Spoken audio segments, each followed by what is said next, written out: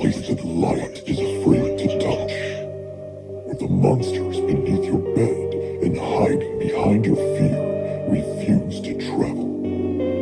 Do you dare? Is your mind capable of the sights you will see? Is your body prepared for the sounds you will hear? Is your spirit up to the challenge of what you soon may feel?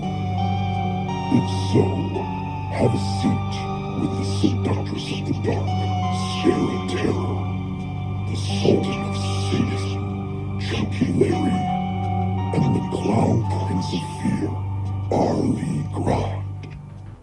This is the Ghoul Kids Table. Greetings, fellow insomniacs, and happy fucking holidays. This is your friend and fright, Chunky Larry, and this is, of course, the Ghoul Kids Table podcast on wherever you listen to podcasts and on YouTube. As I've mentioned, I'm Chunky Larry, but it being the holiday season, we decided to be a little festive. That's why my color is green. I'm wearing a Christmas sweater, and we've got a friend along with us at the table. So I want to introduce him first. If you've been watching or following along with the Ghoul Kids Table since the Terrifier 2 episode, the reason that the shows have improved from a sound and visual aspect is because of this man. He is the host of the Last Roundup Horror Podcast, and he's just one of the coolest fucking people that we know, Mr. Aaron. I don't want to give away your whole government name. That's fine. Everybody calls me Frank, so you can call me Frank. Not everybody. People I respect call me Frank. Okay. Just because my friends Frank with you. just because my friends are assholes, and I'm gigantic, so they called me Frankenstein. They tried to get some other ones to work out. They tried to call me Rocky Dennis at one point, which I had a really fucking hard time with because I don't look like that. I don't look like The Mask. Is that what that movie was? That was yeah. That had Eric Stoltz as Rocky Dennis. Yeah, right. I made a Rocky Dennis reference when we covered Prophecy. Was Eric Stoltz the one that was in Back to the Future originally? Yes. And they filmed like almost the whole movie. Yeah. And then just throw that away. They were like, oh, this guy's trash. We need somebody with some pizzazz. Let's get that weird. little Republican kid from the fucking Growing Pains. I just can't, like, I've seen stills from that, and it's so like other dimension. It's like that whole Shazam or whatever. What was that called? When you think something like that, Mandela effect. It could totally be a Mandela effect, but it's not. It's a real fucking thing that you can find on the internet. But yeah, I'm glad to be here at the table with you gentlemen. I mean, you're always kind of here, but we were like, why the fuck are you hiding? Get your ass on the screen. It definitely is different dynamics when you're not here, Larry. I don't know if you've perused the last episode with just Rlee and Tragic Rar, but I like it when it's different people all the time. When you guys pair up differently, it works out differently. It's like Rlee's beverages. They pair nicely with the films that we're reviewing. Thank you. Yeah. And speaking of Rlee, our favorite clown who loves to get down is here as well. Everybody say hello to everybody's favorite clown, Mr. Grindy the Clown, Rlee Grind. How you doing, man? Honk, honk, motherfuckers. I'm doing well. I'm feeling very festive. I thought you were going to do a honk, honk, honk, motherfuckers this year, because it's the holiday season. I hate Christmas. I fucking Me too. I'm right there with you, man. Everybody says there's not a war against Christmas. I would like to have one. I would like to have a small one, just a small one that takes it down a notch or two. That's all. Sign me up. Sign me up. I've got skills. I've been over there, so I know what I'm doing. I know what I'm doing.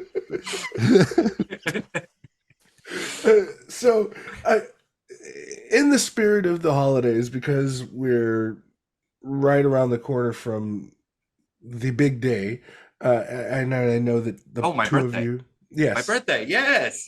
We're not going to give out that day either. We're not going to give out Frank's last name or his actual name, you can cut all of that part out.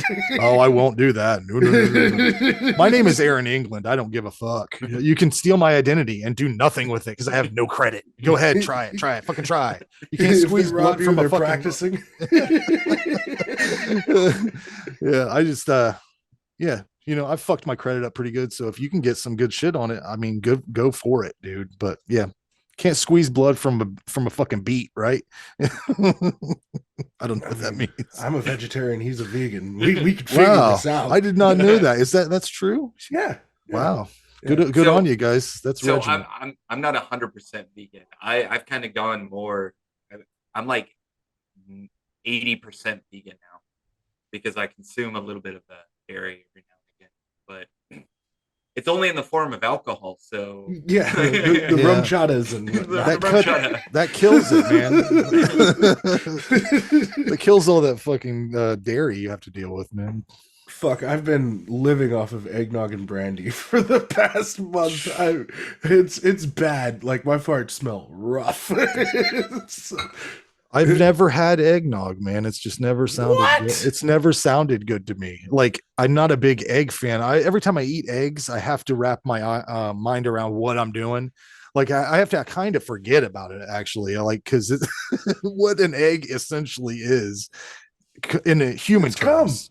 Yeah, well, it's coming in embryo. and I grew up in like a rural area. My mom had chickens and shit, so I've seen like dozens and dozens of those partial chickens, like it's fucked up. But I eat eggs, but eggnog just never appealed to me, like a milk with eggs combined. What is it exactly? Can you explain? I have no idea other than it's delicious.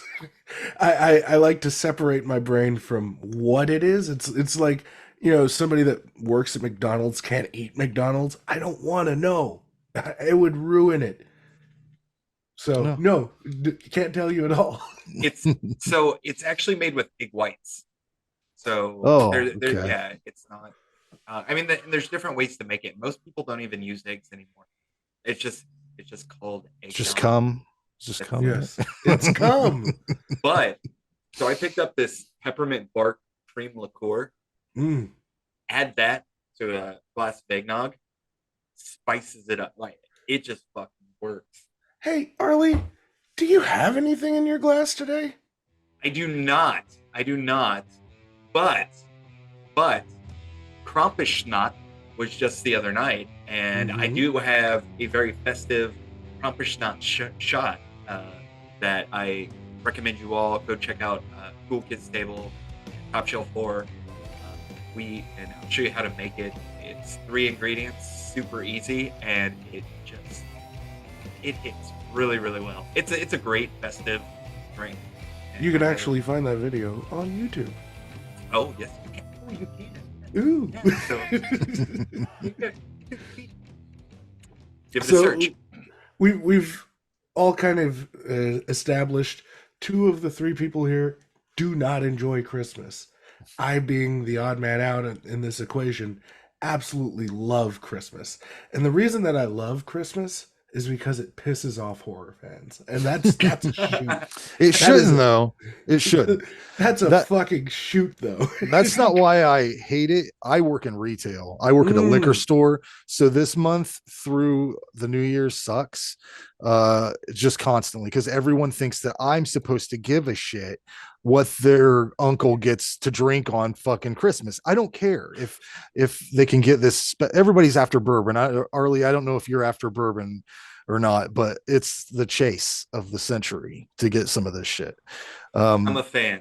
I'm a big fan. But do you go out of your way to, like, I don't know how it is where you live, but here we have what they call allocated bourbons, which are like Willy Wonka into different stores, and people will line up and wait for it, and it's like usually between $50 and $70 a bottle, and they buy it out in an hour. So it's like crazy. So it's always crazy to me how bourbon people are the A24 horror film fans. Exactly. Of drinkers. Yeah. And it's some of it is really good. There's quite a few bourbons that I enjoy, but I also enjoy the cheap shit. and don't want to say cheap shit, but the thing that happened is people started going on bourbon trail tours, which takes you to all these distilleries, and then they come back to their home states and they're like, well, I want Buffalo Trace and Blanton's. Like, that's all they talk about here. And it's very hard to find. And then around this time, my favorite customers come in, which are delusional old ladies who have no idea. And someone has sent them in with a list of all these items that are so hard to find. And then I have to explain to them within an just glance, we don't have any of that stuff. You're going to have a hard time finding it. And it's like crazy, man. It's a wild chase for this stuff. So I would just recommend everybody check out Fontaine blended whiskey. I just ordered a bottle. I'm going to do a review of it here shortly, but it's out of Florida, so you can order it from their website. Now, people are going to say it's from Florida, so it's not real bourbon, because it's got to be from Kentucky. Well, this is actually more of a whiskey, but my God, it's such a good whiskey. Like, fuck it, if it tastes good, drink it. You know, that's if it tastes good, drink it. I don't care if it's cheap. I don't care if it's expensive.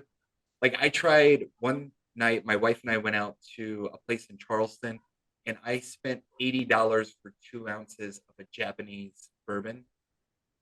It was delicious. It was delicious. But I'm not going to go out and fucking buy a bottle. To me, there's no flavor in the world that's worth that amount of money. I don't care. It has to have a combined effect. Like, I either have to, that shot should have got you fucking wasted. Like, or maybe it gives you good luck or improves your hit points, or I don't know. You know what it did? Someone like me walking into an establishment like that with all these like Southern lawyers and frat boys and everything, and they're seeing like someone with tattoos wearing a fucking vest with Frankenstein on the back, knocked back an $80 Japanese whiskey. I'm like, hey, what's up? You know. Now the real move would have been like, give me the bottle and then just pay for it and then smash it and then walk out. But it was so good. I would hate to waste it. Yeah. Be like, what's your second best? I'll do the second. But yeah, we should get moving on to the real meat and potatoes of this. Yes. So before we go into our lists, I just want to talk kind of briefly about holiday horror in general. I feel like its traces originated with Black Christmas, and it's kind of the very first holiday horror film. It's the template for what Halloween was, which ultimately changed the slasher genre entirely. And so there's something to be said about that, because now it's its own genre of films, is specifically like Christmas horror films. I've never really seen like a Hanukkah horror film or a Kwanzaa horror film. I'm sure that they exist. Like, there is a Hanukkah with Sid Haig in it.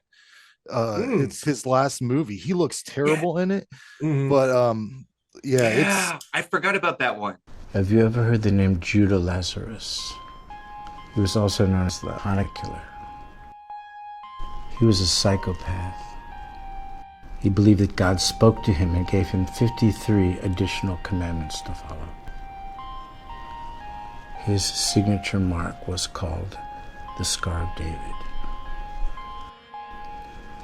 Do you know what Judah Lazarus was doing moments before the police shot and killed him? He was in the middle of ritually sacrificing his only son, 8-year-old Obadiah.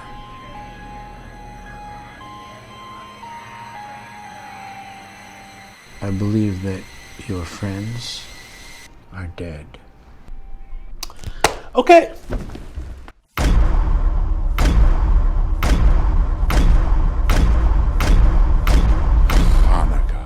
I've been wanting to watch it. It's produced by a guy that makes really cool graphic design T-shirts and stuff.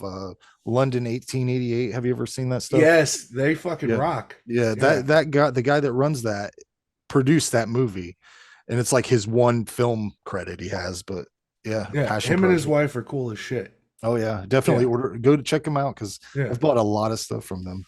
And if they want to sponsor the show, definitely check them out. If they don't, fuck them. and Von Payne whiskey, if you're listening, just send it right to Arlene's house.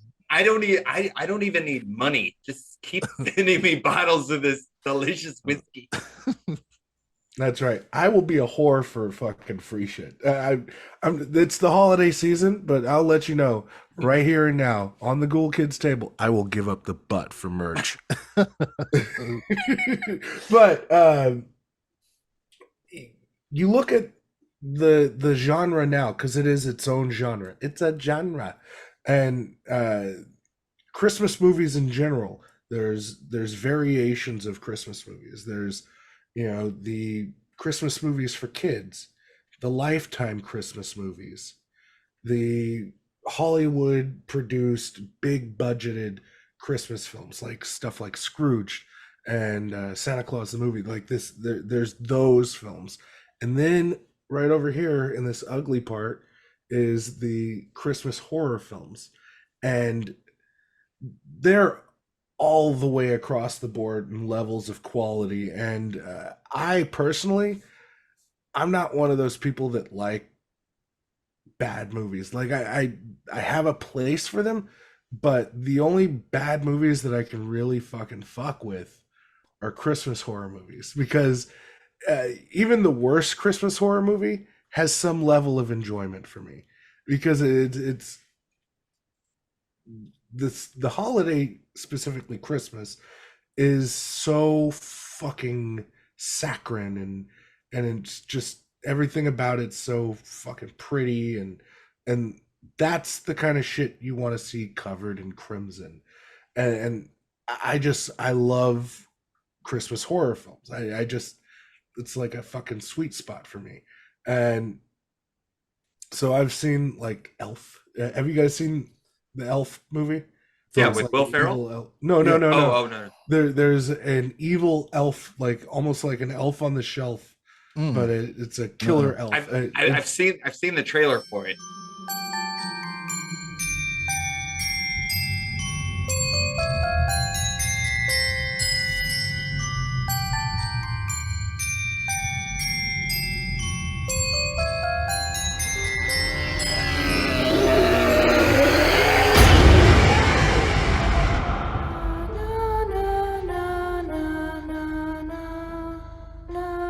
So I'm assuming you found it like that? I think my grandfather decided to help them by sealing the souls of little kids inside of a wooden box. And they gifted him with something that would help him do it.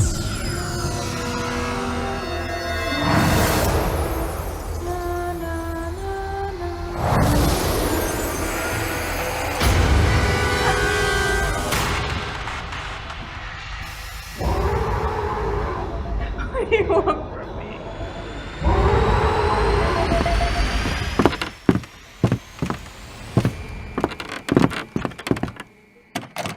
Somebody help me!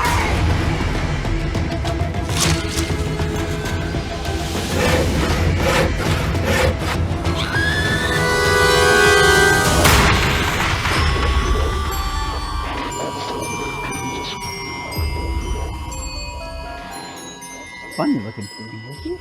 I haven't watched it yet. It's fun, dude. It's, again, dumb. Dumb as fuck. How about Santa Jaws? Have you seen that? No. You need to watch that shit. That's two great tastes that go great together. Can't believe you would do this on Christmas Eve. You're grounded. What? Tomorrow is the Christmas Eve comic book party. Well, you should have thought of that before. You're better off without him. Isn't that right, Santa Jaws?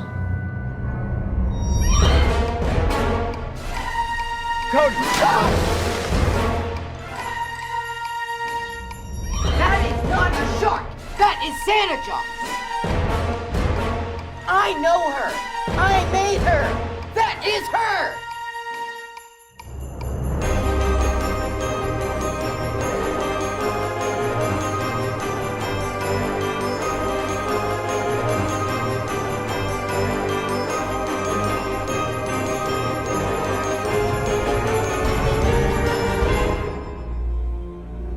Ho, you son of a fish. I love dumb shark movies too. Okay, get this. And the thing is, they could have made a really cool movie, because the way that this creature comes about is a child is given a magical pen by his grandfather, and he draws this shark that he draws all the time. That's a Christmas shark. And that comes to life. They could have had him draw any fucking thing in the goddamn world that would have been cooler than that, but they didn't. And then the things that he tries to draw to change it make it more crazy. Like, and it has like powers you don't understand. Like it can somehow control Christmas lights and weird shit. It's bonkers, man, but recommend it. I'm excited for that. But let's get into our fucking top 5. And Frank, I'm gonna have to get used to calling you that, but why don't you start us off? What's your number 5? Well, this is hard because I put this together real slapdash, but there's only so many in my top 10, I think, so they would shuffle around a lot. Number 5, I struggle with putting this at 5, but Christmas Evil. It's fun. It's like this. There's so much shit in it that stands out bad. There's like a blanket of snow that's literally like a comforter that I don't know. It looks so shitty at the end, but I love the character. What's his name? Harry. Yeah, he's actually Fiona Apple's dad, I believe, in real life. Yes, he is. Rlee, what is your number 5? Same movie. Same movie? You guys both, it's number 5 for both of you? Yes, it is. Holy shit. It's a little bit higher for me, but it's definitely on my list. That's crazy. Yeah. Wild. All right. So number 4. Oh, I didn't tell you what my number 5 is. Right. What's your number 5? Silly me. My number 5 is a film from 2015 called All Through the House. Oh, I haven't even seen that. It's fucking really great. It's directed by Todd Nunez, and it stars his sister Ashley Marie Nunez, who's she's something. And she's a really big Jamie Lee Curtis fan. In the sense, no, don't hold that against her. it's not so I don't know much if you guys have heard, but she's kind of a shit. She's I don't know kind if you of a bitch. I don't know if you guys had heard that. What? No. Yeah, like no. evidently, get this. She doesn't even have respect for fans of her work. Like, and I know she's done a lot of stuff. You can throw a lot of things out there that she's done, but the bulk of her career is what? Horror movies. It's not Christmas with the Cranks. It's not. And it's, I mean, she's in other movies. She's in Trading Places. She's in these movies. But Perfect. What is she known for? Blue Steel. Yeah, you're right. I'm wrong. True Lies. Love Letters. Yeah. Freaky Friday. She's most known in this house for Mother's Boys.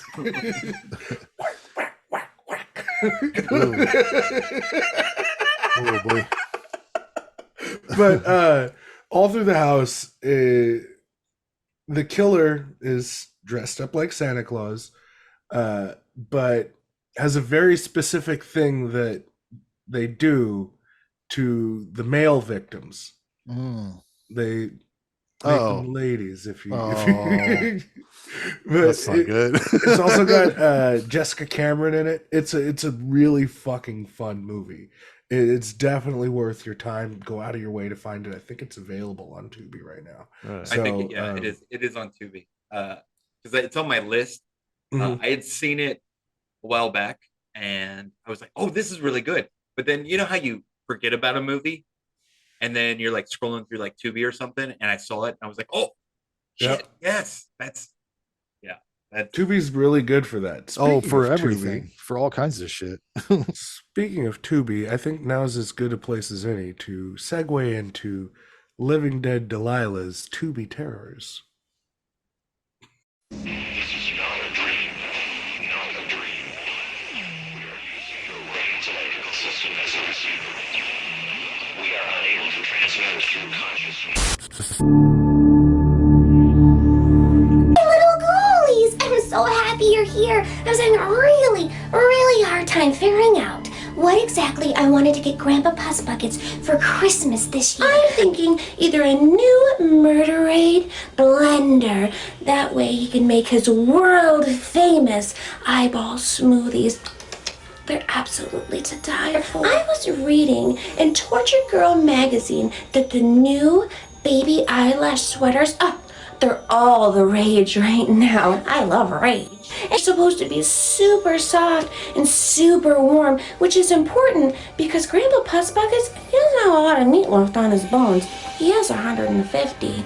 Anyways, if you're here, that means it's time for Aunt Living Dead Delilah's Tubi horror movie recommendation. And this time, I have a Christmas horror anthology that's just perfect for you.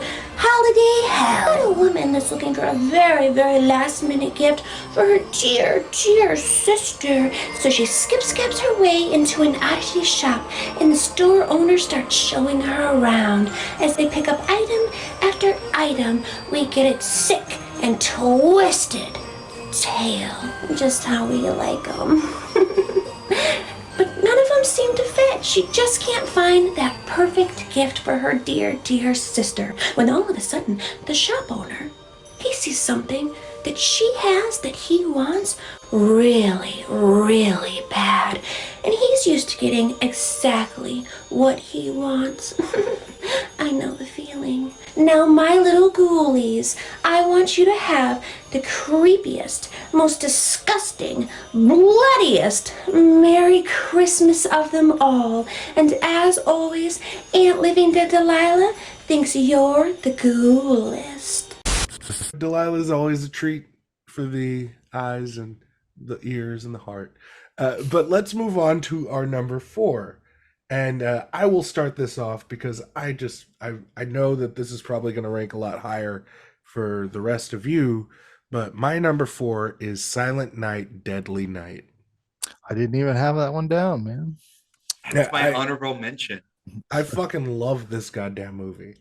Like, it's one of those films that really talks about trauma and psychosis and guilt and religion. It opens up crazy too. Like, I hadn't watched it in a very long time, since probably the 90s or something.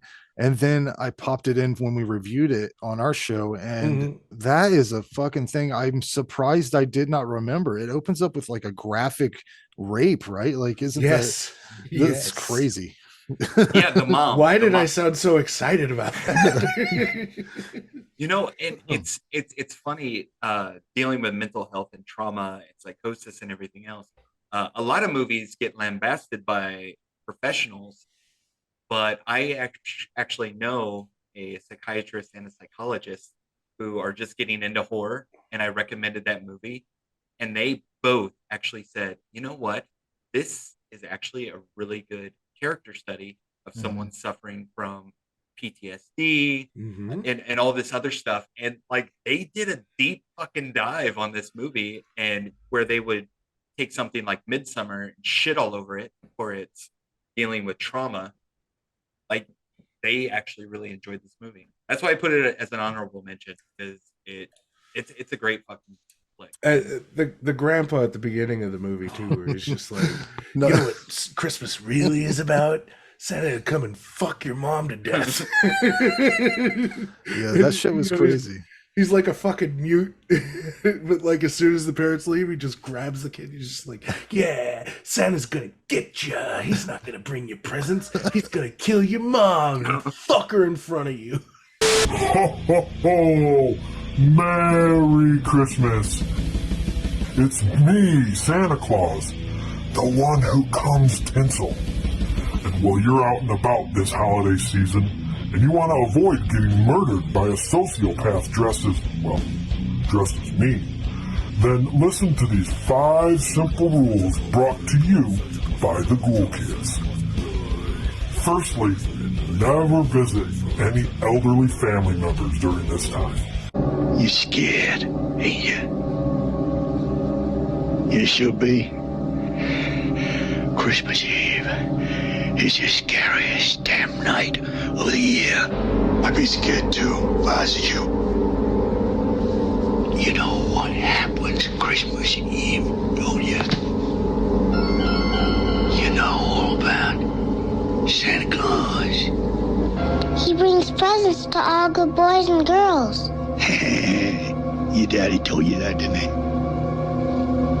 Well, I tell you something. Santa Claus only brings presents to them that's been good all year. To the ones that ain't done nothing naughty. All the other ones. All the naughty ones. He punishes. It just never works out. Next, don't buy any black market pets from Chinatown, or at least feed them after midnight. Next, if you do visit elderly family and they happen to be of Eastern European descent, and they start to warn you about keeping the spirit of Christmas in your heart, heed their warning. It might be your last. Next, let the weird Santa talk to your kids. He's not going to hurt them. He will hurt you, however. And lastly, if anybody asks, you absolutely love Christmas and everything about it. You follow these 5 rules and you might just get away by the skin of your teeth. My number 4 is I consider it a Christmas movie because it does have a Christmas portion of it, but I think the whole thing has a Christmassy feel to it. Tales from the Crypt 1972, that movie. Yes. It has the original All Around the House. What's All Through the House. All Through the House. And I think that one is better than the one with, is it Larry Drake? Is that who plays Santa? I think it's better. And it's just got this vibe through the whole thing that's like really kind of that 72 shit in 72 is wild, man. Like it's got this vibe that is, you can't replicate it. Although they did in House of the Devil or whatever. Like that's the only movie I've seen kind of catch that vibe. But I don't know. I watch it around Christmas time because it starts off that way and then it works for me. So consider it or not, I do. So. No, that's a legit choice. I love that movie. And I'm a huge Tales from the Crypt fan, like the series, and I really enjoy that one. But I agree with you 100%. The one from '72 is substantially better than the. And do you know why I think it is? It was done by the comic book guys, like all the writing, all that stuff. It was. You look at those credits, and you can't find. They didn't really do much else. It was all straight from the comics to this movie, and it feels that way, even though there's not a lot of comic book art in it like Creepshow does or anything like that. It has the structure and feel of the old comics, and I think that's the writing and just the team that was working on it. So yeah, it's great. And Rlee, what's your number 4, my man? Oh, here I go with my pretentious ass. I'm gonna go Rare Exports from that was my number 3, man. That movie's wild. I put off watching this movie for a couple years, and then I ended up watching it, and I fell in fucking love with it. Like my favorite band ever in the history of all music is Him, and they're a Finnish rock band. And this movie's edging its way up, and it's also Finnish. So I just think it's an interesting movie in that it's making social and even political commentary, but it doesn't beat you over the head with it. But after you watch it, you come away and you're like, oh, hey, they did that very subtly. And there's definitely this terrifying feel to that location. I have not seen this. The location that they're at is so like isolated. Like it's a village unto itself in like the mountains, and it's just that's stark and like when shit starts going wild up there and then stuff starts getting massacred, all their fucking reindeer and shit, and like blood in the snow is always great. It's a great visual.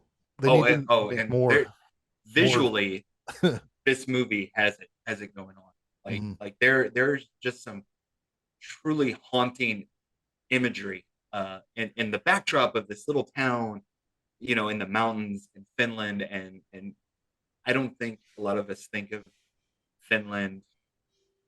Maybe we think of Helsinki or something, but then you have these back countries and these little villages in the back country, totally isolated from modern day conveniences too. Like they're using traps that have spikes in them to hopefully prevent whatever from killing their flock or attacking them or whatever. And it's like, what time period is it? Who fucking knows? Because like there's definitely modern day things at play, especially when they get up to the mountaintop and stuff. But how modern is it? What time period is it? It's timeless, essentially. And that's another interesting thing about this film, is that you don't know exactly, because it feels old, but then you have modern technology and a few parts of it, and you're like, and like you said, it's kind of a timeless thing. So this is one of those movies that you watch and someone's not pulling out like a BlackBerry from the early 2000s, and you're like, oh, this is old. And it's a very cleverly done film as well. So that's mine. That's my number 4. And it was Frank's number 3. So we'll get into my number 3, and then we'll go to you, Rlee. My number 3 is Christmas Evil. I feel like this movie is Taxi Driver with Santa Claus. A little bit, yeah. It's definitely got that grit and grime to it for sure. You really, again, very much like Silent Night, Deadly Night. This is a study on the psyche of insanity, and some of my favorite films are exactly that. Henry Portrait of a Serial Killer, Maniac. Those kinds of films just work for me in the way that they portray mental issues and insanity specifically within the horror genre is a very important thing to me. Psychological fear is much more palpable and tangible than something supernatural. Yeah, I do like how his mental state is propelled into motion by him. At the same time, 2 things happen to him as a child. He finds out that Santa Claus is not real, and that his dad is a real, like, he's into legs. Like, he's really getting in there. And and that's all it took, man. And then he was like, I still love Christmas very much, more than anything, but these people need to pay. And whenever he's practicing his ho-ho-hos outside of the children's museum or not museum, children's hospital, and I love that part. It's just heartwarming. Merry Christmas.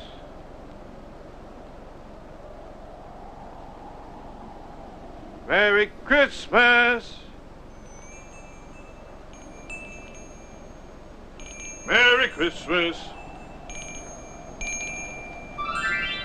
Merry Christmas. Merry Christmas. Merry Christmas. Merry Christmas. Merry Christmas.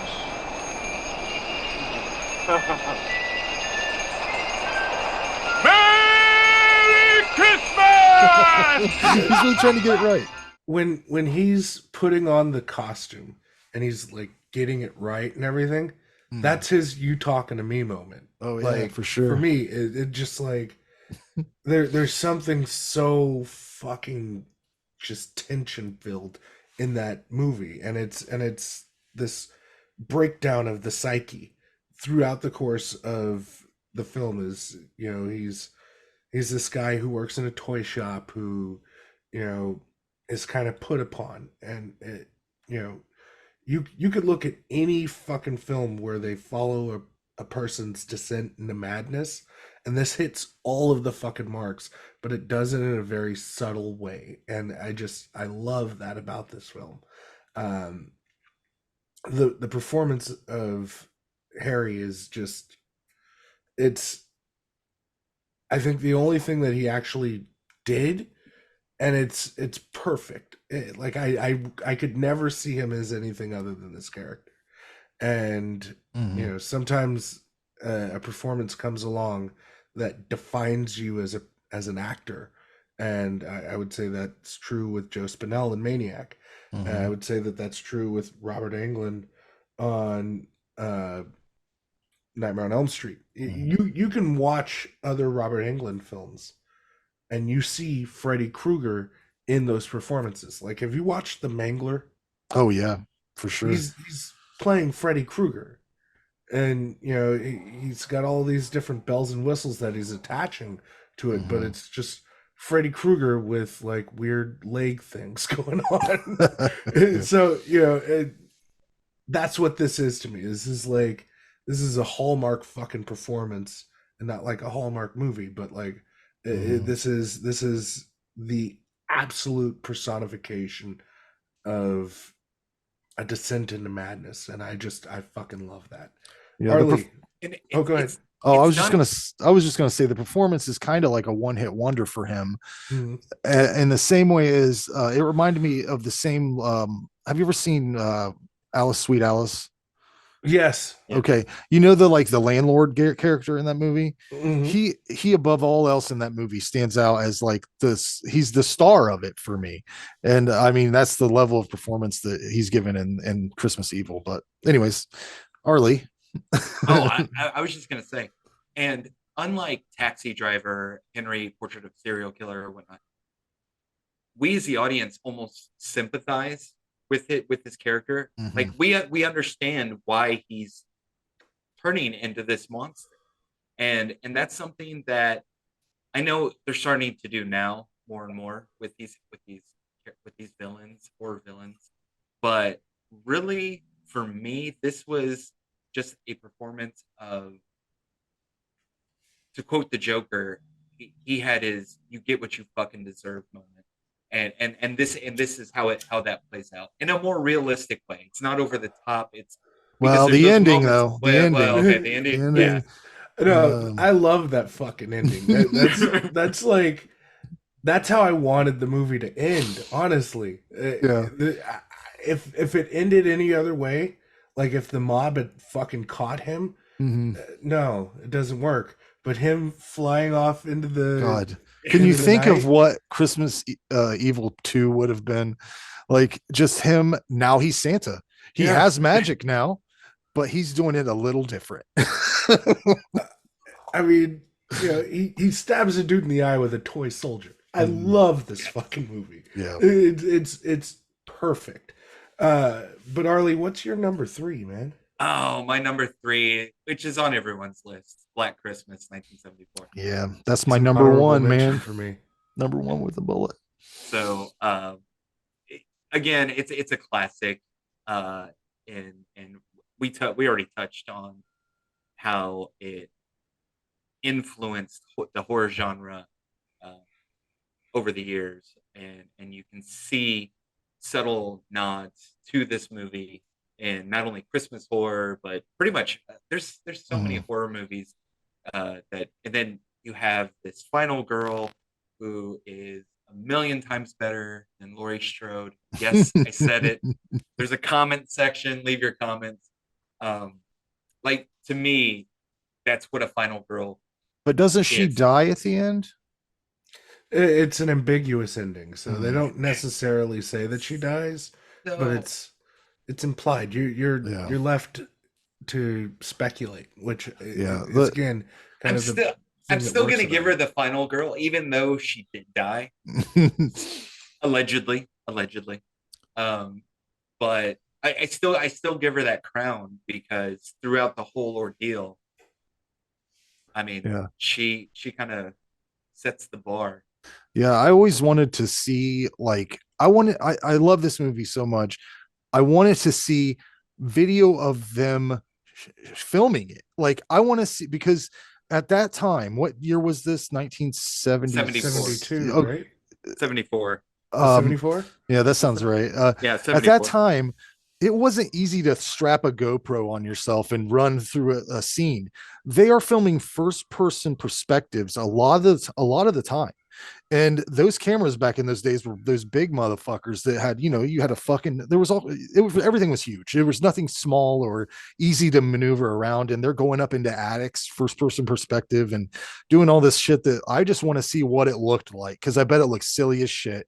And it shows, I always think, people never look at things like that. Like most things you see on TikTok and all that, those cool videos, you look like an idiot when you're filming them. Like all the trendy ones that are like, they'll put it on a fan or whatever, what, like it's all, if you've ever seen anybody taking selfies in public or doing videos in public, it's embarrassing. So like, I can't imagine what it would be like if you saw somebody filming this movie with like this big ass camera trying to run and get a first person perspective, But, so when I was in film school, we had a 35 millimeter project, and I worked with a rapper on his stuff. I don't know what happened to the footage. We gave it to him, whatever. But we had a smaller 35 millimeter camera, and we were doing a lot of handheld stuff.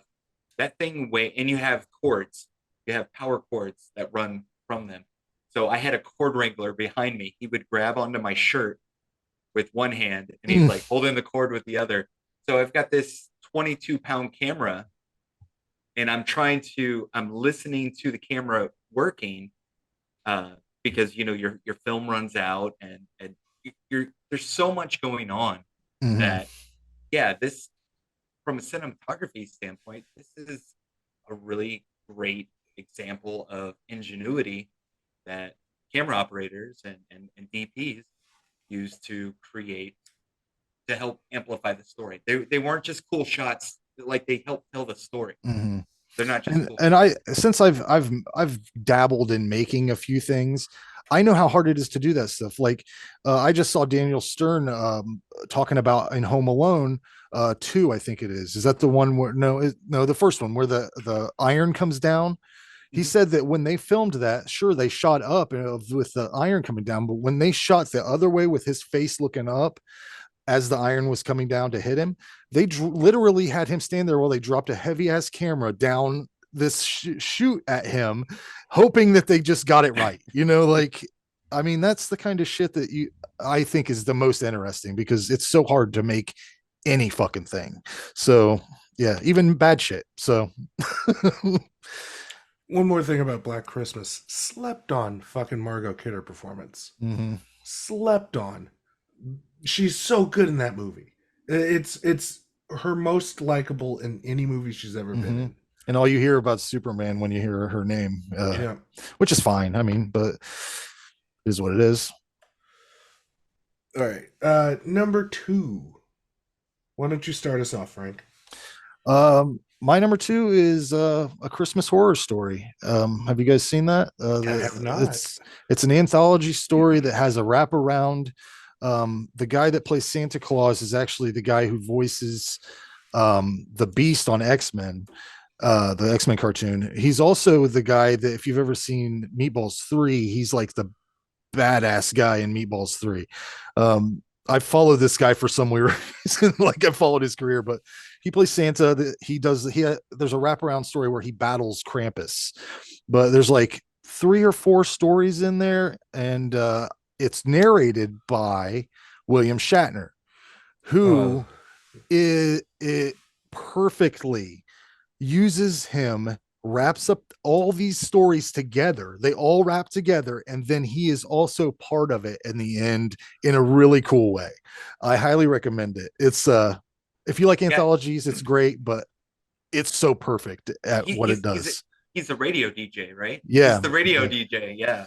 Yeah. And there's what's happening is his narration is sort of like there's a guy on location at this mall who is supposed to be covering this goings on the Black Friday or some shit. I don't even know what it is. It's some sort of big thing at the mall. And that guy ends up being like a big shooting there. So he's trying to contact this guy at the mall. And I'm not going to give away any of the twists and turns because it does a lot of them, but I recommend it. I think it's available on Tubi probably, or it's on something free. It's on Shudder. I know it's on Shudder. I think it's on Tubi. Yeah, it's high quality. There's like a zombie elf story involved in it. There's a full-fledged Krampus story. There's a what is it called? Changeling. There's a Changeling story in there. It's that one's creepy as fuck too. Oh yeah, that is you would everything's good quality effects, and it's a real shiny piece of work. So yeah, check it out. Fuck yeah. Arlie, what's your number 2? My number 2, I'm going basic bitch, and Krampus 2015. I love that one. That's also my number 2. Michael Dougherty. So I saw that in the theater when it came out, and I said, well, this is my new Christmas tradition. I've already watched it. I watched it on Krampusnacht, and it's for me, it's just a really fun movie, and it feels like a Michael Dougherty film. Like you this is someone that loves horror and loves just immersing you into some of the more campier things, but also some really stellar things. I mean, Krampus I like showing it to my kids, honestly. It's one of those ones that's safe to show your kids, but also it's got some scary shit in it. Yeah. So it like Krampus himself, the character, is horrifying. Yeah. And it's just, if you got kids, show it to them. That is me and my oldest boy, because I've been getting him into horror over the years, but it's our Christmas tradition is we watch Krampus together on Christmas Eve. It's so good. And it's the two of us, and we just like, we laugh in the correct moments, and he gets nervous in the correct moments, and the fucking Jack in the Box in that is I fucking love that shit. Solid gold. Yeah. And it also has a feeling, and I was talking to Sarah Tragic Rower about this, on Messenger or whatever the fuck, is that it has a very National Lampoon's Christmas Vacation quality to it. And it feels like you could substitute the Griswold family and have them go through this exact situation. that would be incredible. I would fucking love that version of this movie. It just so you want to see Chevy Chase take on the Krampus, and I want to see Chevy Chase die. There is some real good like comedy chops in that, because you got Adam Scott, who is fucking hilarious, and David Koechner, and they work out that combo together, especially when they go out and try to like figure shit out. Although Adam Scott lets himself die. I don't know why he did that. That was the dumbest move ever. Oh, go ahead. Don't fight till the end, man. What are you doing? You got kids. He was trying to be heroic, man. Yeah. That twist ending. I love it so much. Yeah. Oh, I mean, perfect. It's what was that show? It was on the 80s. It was a hospital drama. St. Elsewhere. That's it. St. Elsewhere. Yeah. That St. Elsewhere ending is just love it. Beautiful. All right. So everybody gave their number 2. I just want to make sure before we move on. Frank. Oh, mine was Christmas Horror Story. Yeah. Oh yeah. Okay. And we were both Krampus. Yeah. So we're both Krampus. there's only one left, and it's our number 1. And we talked about mine kind of with Frank's a little earlier on, but I kind of kept my mouth shut. My number one is the All Through the House from the Tales from the Crypt TV show.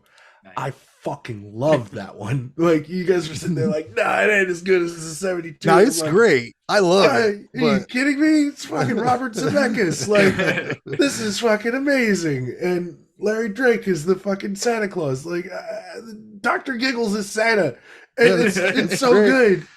It's just the nostalgia, funny. I think, is what gets me more, because I watched that fucking Tales from the Crypt shit when I was young. Like, it's something I remember from being like the segment in that movie that it sticks in my head and kind of traumatized me a little bit is the guy that gets embalmed and then comes back to life. And then I'm like, could that happen? But but anyways, continue. I just there's something so black about that fucking story. It's just so dark in its roots, and everything about it feels ugly and kind of malignant. And the character that you're supposed to be following is not a fucking good character. She's not a good person. Like, she starts off by killing her husband. That axe in the headshot. So that's such a that is actually a really, really well structured shot. Like, and then the payoff at the end where the daughter lets Santa in, just like, I love it so much, dude. Like, and it's not even like a movie, but it's perfect to me. It like when I think of Christmas, I think of that. And like, that version of Santa is the scariest version of Santa I've ever fucking seen. And Santa himself is kind of a scary character. He knows when you're sleeping. He knows when you're awake. He can get into your house through magic. Like, he's a terrifying figure, but there's just something so effective about this deranged psychopath who got out and fucking he took on this persona. And it's it's a battle. It's a slasher film that's condensed to an hour, really 45 fucking minutes, but it hits different, dude, than all of the other Christmas horror films, in my opinion. I think that one's fucking brilliant. So yeah, All Through the House from Tales from the Crypt is my number one. There we go. Arlie? Oh, once again, my number one slot is very basic, and I will say that before I say what my pick is, this one is almost 100% influenced by nostalgia. It's Gremlins. Gremlins is my number one. I had that originally. Gremlins is my number one, just because it's been a part of my Christmas tradition for so many years, and it never gets old. It never gets old for me. I watch it every year. And does it bother you that people say it's not a Christmas movie, even though a major part of the story is that what's her name's dad died in the chimney playing Santa Claus. The Gremlins sing Christmas carols. Billy gets Gizmo as a fucking present from his dad for Christmas. There's a lot of Christmas music, and there's a Christmas. Corey Feldman's a Christmas tree. I mean, come on. Here's what I say about the what is and what isn't a Christmas movie debate. If there's Christmas shit in it, it's a Christmas movie. Well, what about Night of the Comet? That was filmed during Christmas. So if you watch that, there's not only Christmas music on the soundtrack, sometimes there's Christmas decorations. Yeah. That one is not a Christmas movie. That's just my opinion. Okay, so let me rephrase. Let me elaborate a little more. If the setting is intended to be Christmas, then it's a Christmas movie. If they let it be known, if it's obvious. If it's obvious, right. So like Lethal Weapon. There you go. Christmas movie. Yeah. Like, it happens during Christmas. I'm sorry, it's a Christmas movie. And I know that's not there's not like Santa Clauses and reindeer, and fucking Kurt Russell isn't rocking some fucking Elvis shit on which Love I'm it. gonna admit I fucking love that. I fucking love the Christmas Chronicles. Yeah, I do. Yeah, no, those are great, dude. Yeah. So, but really, it's like the whole Die Hard debate. Like people sit there and say it's not a Christmas movie. They're having a holiday party. Yeah. You know, he. Now I have a machine gun. So yeah, you have all this. Like, if it's got elements of Christmas and and if they're saying, hey, this story takes place during Christmas time, then it's fucking a Christmas movie. And if you disagree with that, I just actually heard something on TikTok, which was really interesting. Then Home Alone's not a Christmas movie. Oh, horse shit. Yeah. No. They said if Die Hard and all these other movies aren't Christmas movies, then Home Alone is not a Christmas movie. Then Sure. it's it. Yeah. Because if you're making, well, this story could happen at any time during the year. Okay, that's I guess, but then Home Alone can't. Then any movie that doesn't involve Santa Claus, I guess Krampus, Hanukkah, whatever. Does Christmas have to be in peril? Like, right. Is that the problem? Because that's what I think that's what some people they're like. Oh well, you know, because half the movies that we listed would be, if you looked at it through their spectrum, wouldn't be considered Christmas movies at all. They'd be like, oh no, because definitely not that 72 Tales from the Crypt. Hey man, I watch it every Christmas, so it's there for me. And you hit a great point. And Paige, she's the final girl on TikTok. She said, if Gremlins isn't a Christmas movie, then neither is fucking Die Hard. And I was like, yes, fuck you guys, you little naysayers. Fuck all you little naysayers. I just want to know how this became a thing. Why do we and why is it limited to Christmas? Why don't life we, is customizable, man? I have Halloween decorations up still. I do my own thing. I mean, shit. Every Thanksgiving I watch Blood Rage. Is that a Thanksgiving movie? Technically, it is. I think it is. I mean, it is. It is. I mean, but would other people say that? Because you would have to really. Yeah, I claim it as a Thanksgiving movie because there's so many mentions of cranberry sauce and it happens at Thanksgiving, but other people aren't going to see it that way. They're going to be like, God, this gore fest. What is this mess you've put on? This is I fucking love that movie. It is great. But I think do whatever the fuck you want, man. Watch Christmas movies in fucking summertime. I've done it before. I mean, whatever. I mean, to be fair, Gremlins came out in June, if I'm not mistaken. I think you're right. It came out in the summer. I believe it came out. It was a summer film, and it's still a Christmas movie. But Frank, close us out. What's your number one? Oh, my number one was Black Christmas, like just sitting right there. But I mean, honorable mentions. I can't even think of any off the top of my head, man. We've went through Christmas so many. Was my honorable mention. But I also think it's fucking wild that the guy who did A Christmas Story also did Black Christmas. Yes, yes. That's fucking so crazy to me. Because he's got a weird IMDb. The last time I went through there, I was like there was shit he did that I was like, that's so wild. But yeah. It's like that with a lot of those dudes back in those days because everybody was trying to get into horror, man. And some people did not succeed and some people did a great job with it. So, and that was the Wild West times of horror back then, man. A lot of those directors also did porn. Yeah. Neither here nor there. Like Les Craven before he did Last House did porn, which I love that story. And some of those guys have crazy IMDb's.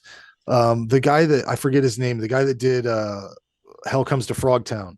If you look at his IMDb, it's just littered with shit. You're like, what? Rollerblading toad people? Whatever. Like he's got so much weird. It's mostly centered around like anthropomorphic reptiles and rollerblading and shit and like post-apocalyptic combinations of those things. Did he do the Roller Boys movie? No, he did a movie called Rollerblade. Okay. If you've ever seen that, it's one I remember renting back whenever you'd go to the video store and there'd be like just all these sword and sandals kind of what Death Stalker, all these things. And I picked that one up one time and I was like, let's check this out. And it's nuts, man. I mean, that stuff from that time period you just can't replicate nowadays. I wish they could. I wish they could bring all that shit back that from back in those times, and we can have those kind of movies. But Rollerblade, I think you can watch it on YouTube. That might be the only place. There's a series of them though. Like, and then he made other Frogtown movies. He made like 3 other Frogtown movies. With I'm looking at it right now. Yeah, it's crazy. Max Hellfrog Warrior. Yeah. As in he had a thing for amphibians, I think. Oh, it's all like, and Rollerblades, like most of the women are wearing those like bikinis from the 80s. They're like real high cut, and they're like, the world just ended, but I only could find these clothes. And I love that kind of shit. Yeah, it's good stuff. If you like Hell Comes to Frogtown, I tried to start at the beginning of his credentials, and I was going to go through all of his movies, and the first one sucked so bad that I stopped. So I don't know. Lingerie Kickboxer might be up my alley. Yeah, that might be on the to-do list. But how could you pass up on Roller Gator? Roller Gator, man. That's one I got to see too, man. There's a ton of them. I was like, I got to go through. I was going to do a TikTok series discussing the movies, but I got to the first one and it sucked so bad. It was like a student film made in 1980 or whatever. It was so bad. It was like they found some sort of incel to be the bad demon worshiper or whatever. Just terrible. All right. Well, we've gotten through our list, but we want to hear your opinions as well. So, by all means, in the comments section, list off your top 5 holiday films. I'll be asking the same question on TikTok. You can stitch that or comment however you're comfortable. But we want to know what is something that we missed. Is there a Christmas horror film that we didn't cover on this list? I mean, there's 3 people, we each gave 5. That's 15 slots, but there might be something that we didn't cover. So by all means, let us know. And the way that you can do that is by liking us on Facebook, following us on Twitter at Ghoul Kids Table, or on Instagram at GKT Podcast, and the Tickum Talks at Ghoul_Kids_Table. Frank, tell people where they can find you. Well, you can find our show on TikTok at Last Roundup Horror Show, and you can find us on YouTube at Last Roundup Horror Show Podcast, where we will also be featuring belated episodes of your releases. So like a week later, your stuff will be on our channel, but definitely go to the Ghoul Kids Table page first and get the hot new meat that you need. Spicy. Fresh off the presses. Yeah.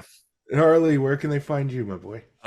You can find me on TikTok at Arlie Grind, or you can also find me at Top Show Arlie. I don't even know what my new TikTok is. Hold on. Give me a second. Top Show 4. It's there Top Show, but Arlie. Top Show 4. You can find me on Instagram at Top Show 4, and you can find me on Twitter. I'm getting used to all this new stuff. Like Larry made me join Twitter. He didn't make me, but I ended up. I twisted his arm. Don't let him fucking lie to you. I force people to get into shit. And they're like, hey, I really like this. And I'm like, yeah, you do. I'm on Twitter too at Arlie TSH. And Twitter's a weird place. Oh my God. Sure is. It just gets, dude, I'm getting boobies in one feed, and then I'm getting angry Republicans in another feed, and then hold please. BKP. That's what my Twitter's like. I'm like sitting there like looking up horror movies and like, oh hey, this is cool, and then it's like knock knock knock, boobies, knock knock knock. I'm an angry white Republican, and I'm like, what are you doing? Why? Go away. I want to see monsters. Oh, please. Miss Sarah. She's never around when I'm around. Fucking you guys talking about fucking Johnny Get Angry and I'm not there. And then we're talking about Christmas. She's like, fuck, I hate Christmas movies. Like, we were literally like, hey, Raw, come on, get on into this. And she was like, no, I don't want to talk about Christmas horror movies. I hate them. She don't like any of them? That seems crazy. She was like, you know, like, I like Krampus, but I'm not gonna lie and pretend like I like Christmas horror movies. I mean, She's authentic. I get it. Yeah, she's the real deal. She is. She's She's the best. She'll tell you. But we're gonna start getting out of here, you guys. We really appreciate you coming along for this journey. You know, we'll be doing a lot more of these countdowns in the coming weeks and months, and over the course of 2023, we've got lots of stuff that we're going to be unfurling and unveiling. So definitely stick along with us as we do these things. But for Frank, for Rlee, and for me, again, my name is Chunky.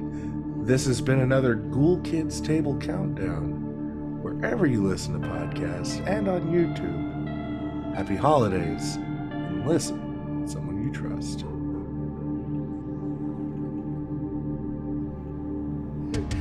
We were talking about each other's buttholes.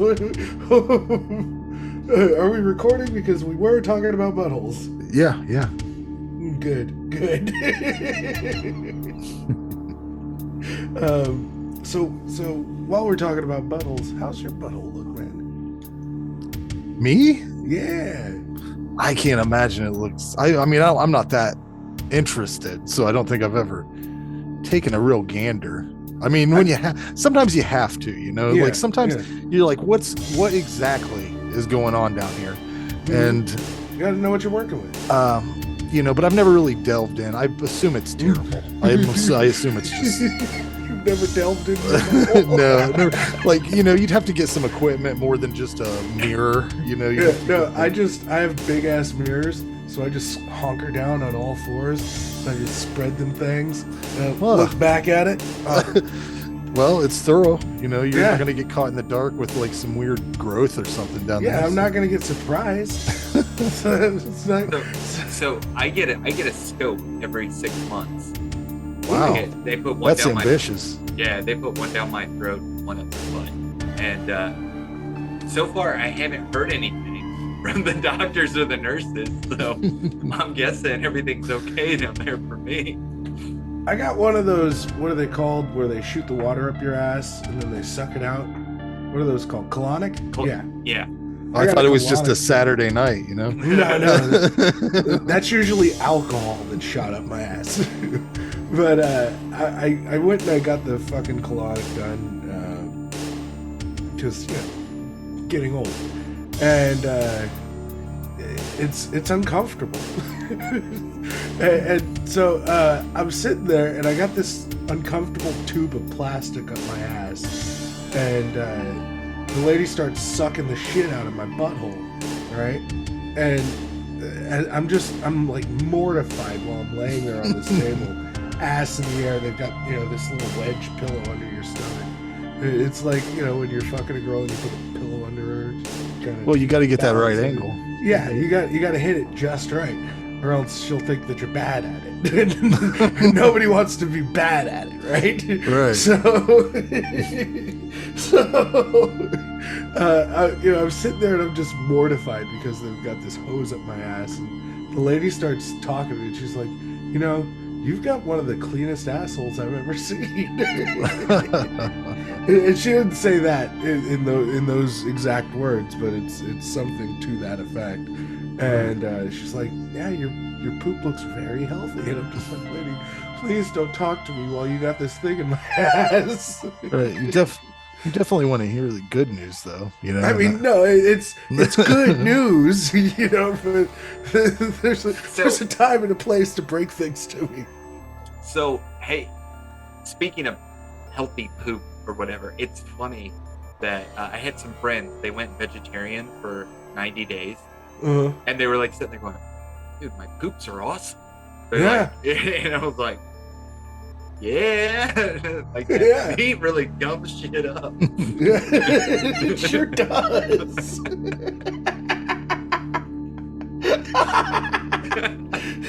It's just gumming up the works, man. I'll show you. Oh, I thought you were going to show us your butthole. Oh yeah, don't do that. I'll have to blur that or something. Like that'll get us flagged for sure. Yeah, that's going to get us demonetized right away. Or monetized, depending on the website. Yeah.